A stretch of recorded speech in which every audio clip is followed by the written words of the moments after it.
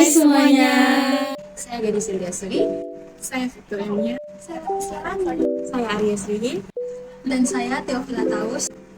Kami dari kelompok 6, kami akan membahas mengenai teori proses pemerintahan dan peran negara bangsa. Untuk tahu penjelasan selanjutnya, silakan video kami sama guys.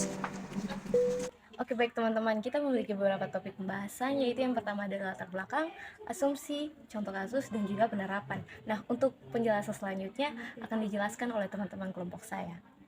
Apa yang latar belakangi dari teori proses pemerintahan dan peran negara bangsa?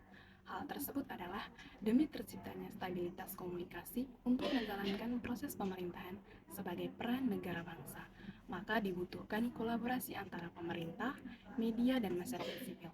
Selain itu juga, informasi dan komunikasi dalam hubungan internasional juga berpeluang besar untuk menciptakan sebuah kebijakan. Yang berikutnya adalah asumsi dasar. Berkaitan dengan asumsi dasar, kami mengambil asumsi dari Robert Keohane dan Joseph Nye. Mereka beranggapan bahwa dalam bidang hubungan internasional dibutuhkan teori ketergantungan antara masyarakat sipil, pemerintahan, dan negara dalam pembuatan kebijakan komunikasi. Contoh kasus dalam pembahasan ini yaitu kebijakan internasional yang dibuat oleh pemerintah Indonesia, terkhususnya Bapak Jokowi, untuk mendorong hilirisasi dengan memberhentikan ekspor biji nikel yang sudah diterapkan dari tahun 2020. Nah, mengapa kami mengambil kasus ini? Karena ini adalah bentuk nyata dari proses pemerintah dan juga peran negara bangsa untuk menstabilkan pertumbuhan ekonomi bangsa. Dalam kasus ini ada kebijakan internasional yang diambil Jokowi untuk meningkatkan stabilitas negara, di mana Jokowi menghentikan ekspor biji nikel mentah dan juga mendorong hilirisasi agar di mana supaya perekonomian Indonesia itu bisa lebih meningkat.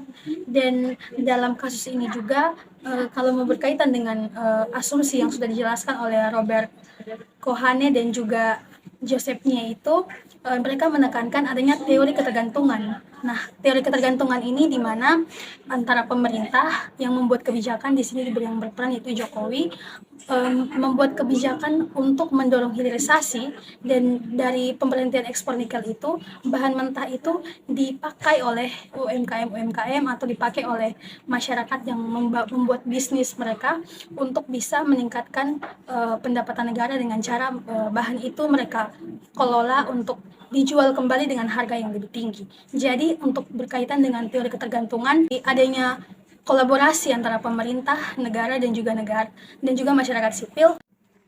Dan dalam kasus ini ada komunikasi internasional yang dibangun juga, di mana karena pemberhentian ekspor biji nikel ini, maka negara-negara Eropa menggugat Jokowi karena mereka merasa dirugikan.